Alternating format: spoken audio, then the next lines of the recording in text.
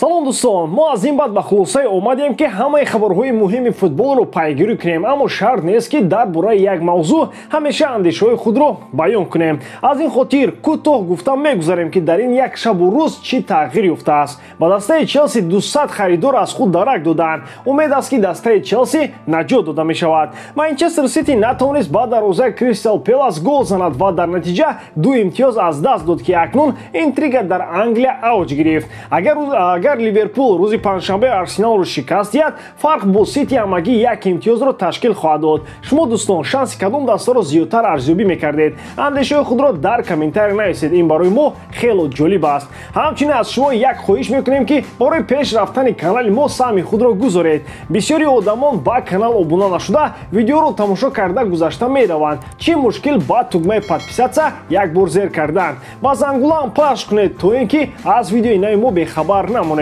Мо бошад сар мекунем. Бародарон, Лигаи Чемпионҳо давом дорад. Моро давоми бозиҳои яккашниҳоӣ интизор аст. Бенфика дар майдони худ бо Аякс мусовӣ кард бо минатдории голи Яремчук. Нигоҳ накарда ба ин дастаи амстердамӣ фаворити асосӣ ба ҳисоб меравад. Аммо бозии асосии тур дар Олд Траффорд хоҳад гузашт. Юнайтед ва Атлетико низ дар бозии якум голишавандаро муайян накарданд. Оё Роналдо метавонад ки Симеонеро боз аз Лигаи Чемпионҳо паронад? Тамошои ин бозиҳоро бо 1х метавонед ҷолибтар кунед. Регистратсияи осон, пур кардани маблағ аз соми гӯшаву канори дунё, вале аз ҳам муҳим бонус то $100 дар аввалин пардохт бо промокоди AMG 0777. ссилкаи бозӣ дар комментария. Ба ҳама муваффақият.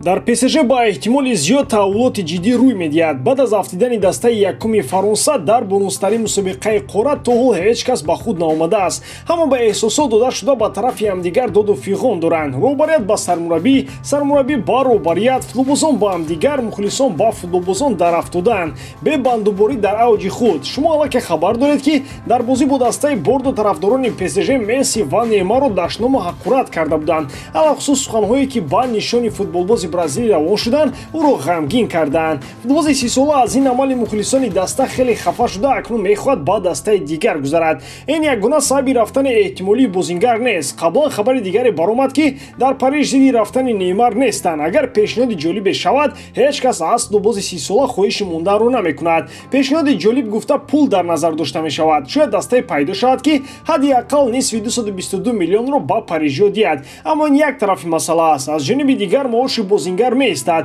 На ҳамаи дастҳо омода ҳастанд то мисли шайхони араб дар як сол ба Неймар 30 миллион бидиҳанд. Барои шайхон ки ин пул ҳам нест, вале на ҳама мисли онҳо нефт доранд. Ин ҳолат трансфери Неймарро душвор мекунад.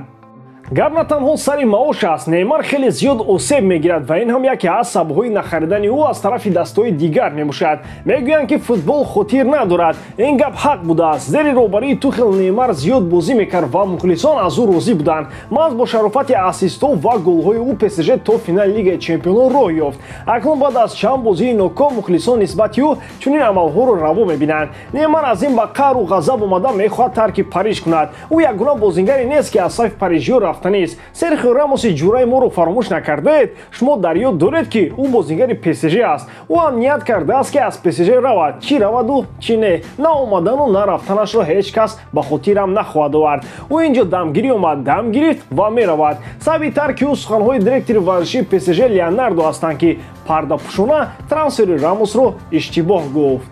Месси баъд аз ҳамаи натиҷаҳои ноком дар Париж метавонад ба дастаи собиқи худ ба Арсенал баргардад. муносибати Месси бо мухлисони ПСЖ рӯз то рӯз бад мешавад. Агар натиҷаҳои ӯ беҳтар нашаванд, тарафдорони Париж 7 туби тиллои бозингари аргентиниро ба туби футбол табдил хоҳанд дод. Месси бо ПСЖ қарордоди 2 сола дорад. қаблан гуфта мешуд ки бозингари аргентинӣ то анҷоми муҳлати шартномаи худ дар ҳайати ПСЖ боқӣ мемонад ва ба ягон дастаи дигар намеравад. мақсади асосии ӯ ҷоми ҷоҳон 2022 аст. роҳбарияти ПСЖ барои ӯ ҳамаи шароитҳоро аз ҷиҳати омода шудан ба мундиал фароҳам оварданд ва аммо баъд аз нокумӣ дар Лигаи Чемпионҳо ҳамаи чиз метавонад тағйир ёбад.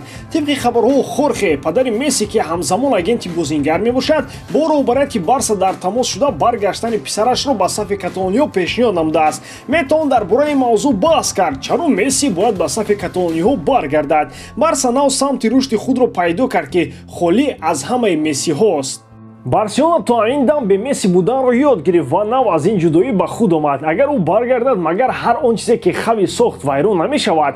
Бо замон барсаи пурина намешавад. Вале биёед мо ҳам пеш аз пуда чанг надозем. Ин хабар шояд асоси воқеиам надошта бошад. Тибқи хабарҳо, месси то анҷоми муҳлати шаҳрномааш дар ПСЖ мемонад. Баъд аз он ки мухлисони ПСЖ рӯ шуд норозигии худро нисбати бозии ӯ баён карданд, футболбози аргентинӣ мехоҳад собит кунад ки ҳанӯз судманд буда метавонад.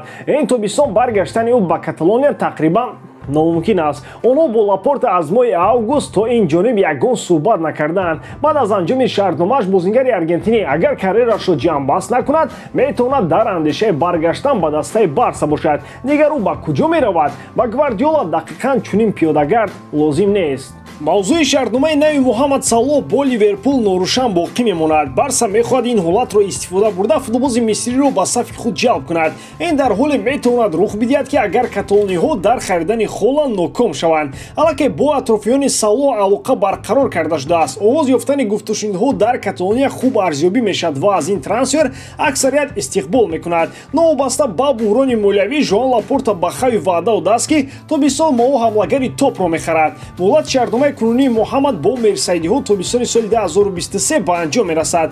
ҷонибҳо дар масъалаи маоши бозингар ба қарор омада наметавонанд. гуфта мешавад ки Салоҳ мехоҳад дар як ҳафта 350-400 ҳазор фунт кор кунад.